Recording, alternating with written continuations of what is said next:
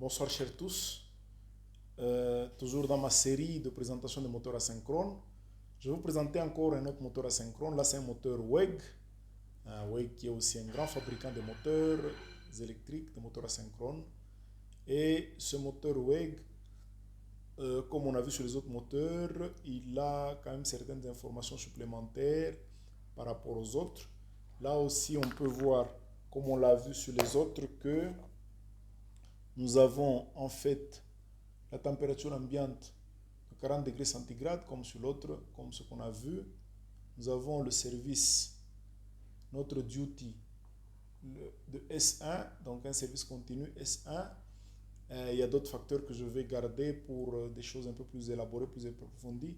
Nous avons, voilà, je vous avais dit qu'on peut de fois écrire INSCL, donc Insulation Class, donc classe d'isolation, qui est la classe F. Je parle de mémoire, je pense que la classe F doit avoir, je pense qu'elle supporte une température de 155 degrés centigrades. Donc ce moteur, normalement, ne peut pas supporter plus de 155 degrés centigrades. Au-delà, vous le perdez.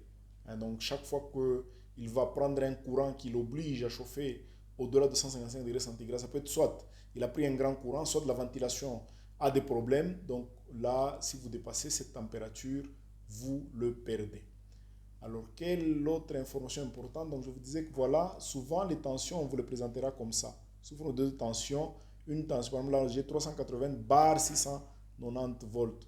Donc, déjà, vous comprenez que la plus petite, comme je l'ai dit, elle correspondra, même si on ne vous l'écrit pas, la plus petite tension correspondra au couplage triangle et la plus grande au couplage étoile.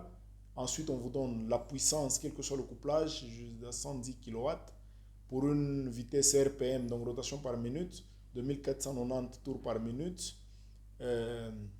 Voilà les courants. On vous dit qu'il prendra 201 ampères en triangle et 116 ampères en étoile pour un COSFI Power Factor de 0,87. Le code IE, on en parlera. Donc, c'est la fabrication pratiquement du moteur avec le code de rendement, avec tout ce que vous voulez. On y reviendra. Et là, on vous donne finalement les différents rendements pour différentes charges. Donc, on vous donne le rendement lorsqu'il est à 100% de charge, lorsqu'il est à 75% et lorsqu'il est à 50% de charge. Et ce qui est intéressant sur cette plaque de WEG, je ne sais pas si elle est bien visible. Ce qui est intéressant, voilà, c'est là. On vous donne les numéros de roulement, on vous donne le roulement avant et le roulement arrière, et on précise aussi la graisse à utiliser. Par exemple, ici, c'est une graisse mobile Polyrex, voilà. On donne la graisse à utiliser. Si vous utilisez une autre graisse que celle-là, attention, vous exposez vos roulements. Ou par contre, puisqu'on n'aura pas toujours cette graisse, alors il faut bien vérifier la table de correspondance des graisses. C'est que cette graisse a son correspondant chez FINA, a son correspondant chez Total, a son correspondant chez X ou Y. Cherchez son correspondant en fonction de ses caractéristiques. Vous allez trouver son correspondant et c'est seulement avec ce correspondant que vous pouvez trouver. Alors, deux fois aussi, ici on n'a pas précisé, on précise les heures de fonctionnement. Ah non, si c'est précisé. 11 200 heures. Voilà, c'est là. On a précisé 11 200 heures. C'est qu'on on va vous donner même la quantité de graisse à mettre après ce temps. On va vous donner même la quantité de graisse à mettre.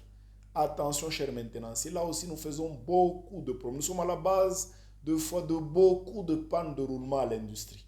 Parce que nous ne maîtrisons pas ces aspects. Nous venons avec une pompe à graisse. Nous mettons d'abord n'importe quelle graisse avec une pompe à graisse pour tous les roulements, pour tous les moteurs. Non, non, non, non, c'est très dangereux. Il ne faut pas faire ça. Je vais vous montrer dans une autre vidéo comment on peut s'y prendre pour gérer le graissage des moteurs. Attention. Et comment vérifier. Regardez, c'est comme chacun a son régime, chacun a la quantité de foufou qu'il peut prendre, la quantité de nourriture qu'il peut prendre, pas plus. Au-delà, vous lui créez des problèmes, il ne va pas bien dormir, ainsi de suite. La même chose avec le moteur, avec les roulements. Quand vous les surchargez en graisse, vous pensez que c'est ça bien faire, vous créez des problèmes au lieu de les résoudre. Donc là, sur la plaque, on va vous renseigner même de la quantité de graisse à mettre et de la périodicité. Je vais vous montrer dans une autre vidéo comment calculer ces périodicités pour bien combler vos plannings de maintenance et intervenir juste à temps avant que le roulement ne commence à poser problème ou que le moteur ne commence à poser problème. Je vous invite à vous abonner à ma chaîne pour avoir beaucoup d'informations relatives à la maintenance industrielle. Et voilà, nous avons décidé de partager toutes les petites informations que nous connaissons, toutes nos petites connaissances que nous avons acquises en faisant la maintenance toutes ces années des grandes entreprises, et nous avons décidé de la partager avec vous. Merci, abonnez-vous à ma chaîne pour être informé, ne manquez aucune information. Merci.